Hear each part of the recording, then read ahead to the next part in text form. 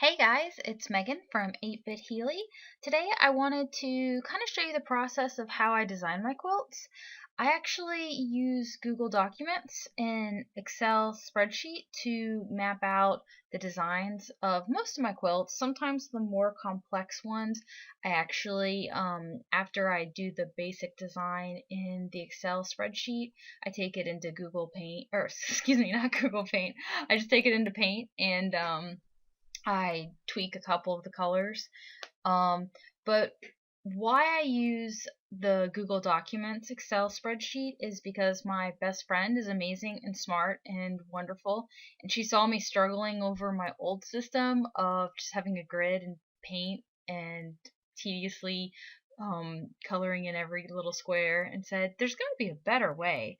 So what she did for me was she wrote a program that takes the, as you can kind of see, I'm filling in each square with a letter, so I can kind of quickly fill in each square using the arrow keys, and just the command of, Q would be, in this case, black, and W would fill it in green, and E would fill it in light green. So, knowing the colors of, you can see the colors in the very top left part of that Excel spreadsheet.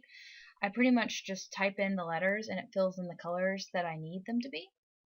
So she wrote this really cool program that pretty much takes all of the data input that I put into this Excel spreadsheet, and it creates a code that actually shows me the directions for how to lay out the pixels when I'm actually laying out the little squares. So sometimes in these work in progress videos, you'll see like just a crazy Word document that has a bunch of numbers and letters, and that's actually the end product of her code. It pretty much just tells me what to do. So I don't know where I went right now in this video. I was actually visiting some amazing cosplayers that you might see me bragging about knowing on my Facebook page. But I was staying with Wayward and Sudanro, and they're such cool people. Like, I think when I was trying to search the internet and find just the pictures captured from the game, I kept looking at Bucky and being like, "You think this is a good design?" And he'd give me the thumbs up or the thumbs down. But just to speak briefly on why I chose this design. So this quilt is actually for my boyfriend, and he is a huge Metal Gear fan.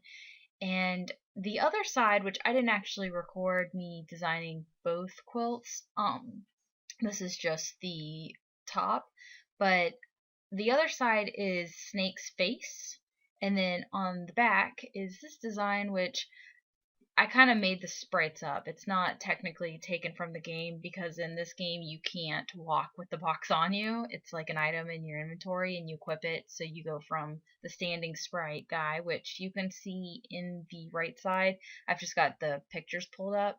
So normally when he's walking around he looks like that, but to the right of it you'll see that there's a box. So when he equips the box he just becomes that sprite. I wanted the quilt to be kind of funny and lighthearted, so I'm making it look like he's walking with the box on.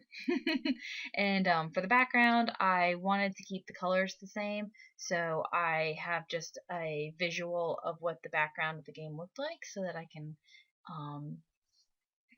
design a background that matches. So, pretty much, I think I sped it up 400%, but I think it took me about 40 minutes to lay out all the pixels and finalize this design.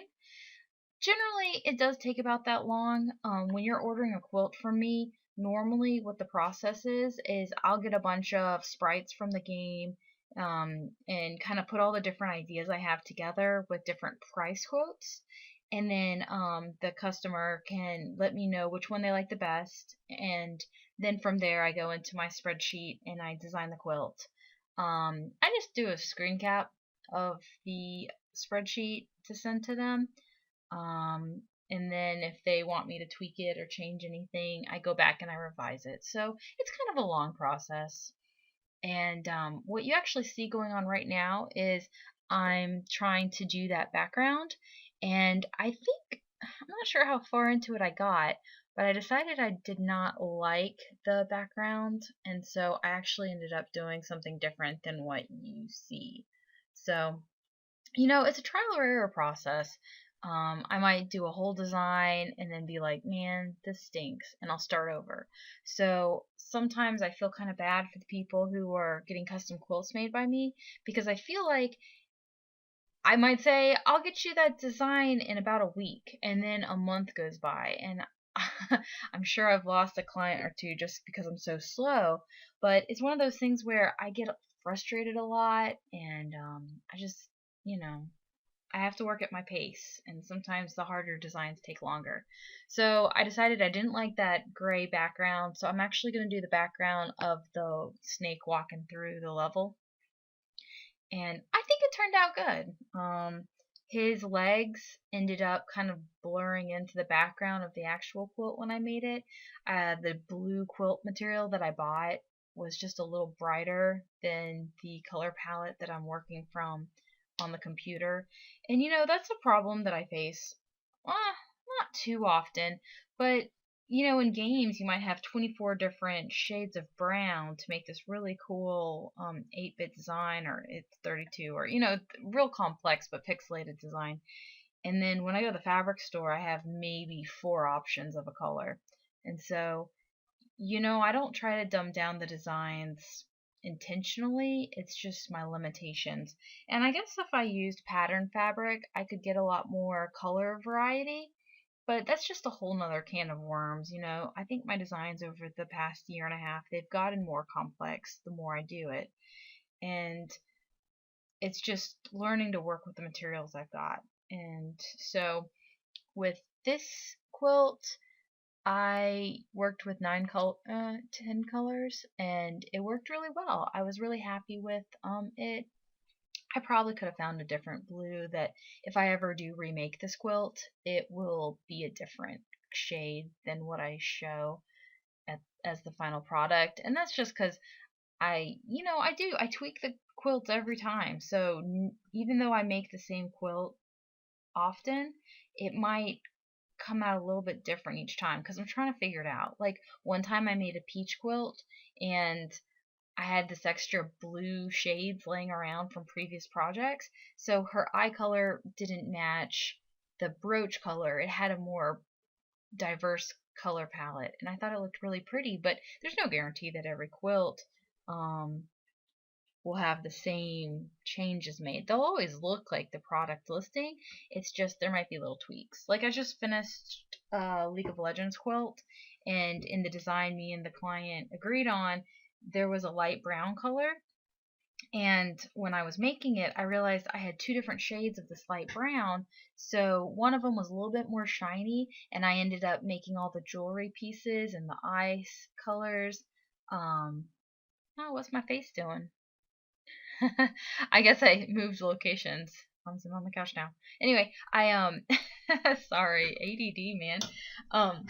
I made the jewelry pieces the shinier light brown fabric, and then for her like clothing that looked more like suede hide, I made that just the more dull matte colored fabric. And then when I laid it all out and took pictures of it, I realized, you know what, those 2 different fabrics, they look so similar, no one's going to notice all the effort I put into differentiating. But, I really enjoy this, and I want to make my quilts as beautiful as possible. So sometimes you get extra little flourishes, which may or may not be noticeable. But anyway, so this design, I'm hoping it's almost finished. I'm going to go ahead and start the video footage of the rest of the making of the quilt. And it took me to make both sides of the quilt about 20 hours. So that's kind of a long quilt, but most of the time I try to get the designs within like 8 hours to maybe 12. So it's always different. Designing it's always different. A lot of times I'm working, like right now I've got the pretty intense bedhead going on, and Bucky is actually playing Dark Souls. So if you notice the video footage, I'm not working, I'm just staring off into space, totally watching him play a video game. But anyway, I'm gonna go ahead and stop rambling, but thank you guys for always supporting me, watching my stupid little videos. Feel free to subscribe to this channel. I'm gonna try to keep it active and upload a video or two a week. I love playing Pokemon, so sorry if you're like interested in the quilting and then you're like, why does she always upload these dumb Pokemon videos? Or maybe vice versa. Look me up on Facebook, Tumblr, DeviantArt. They all stay the same. If you Google 8-Bit Healy, you will find me. um, Send me a message if you have a quilt design that you're thinking of and may be interested in commissioning from me. I'm always up for new projects, and I really love doing this, so y'all's support just keeps me going. Alright, so I'm going to stop rambling. I'm going to go ahead and show you the rest of these videos of the making of this quilt, and I hope you enjoy it.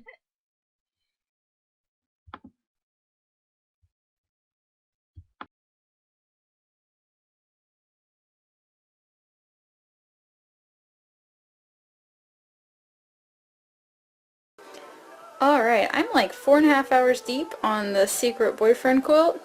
He is obviously sitting right here, so I must not be too afraid that he can read the pixels. But yeah, I'm having fun. Alright, I believe it took me about 10 hours to put this quilt together. Hopefully you can see what it is of. This is the backside of the birthday gift from my boyfriend.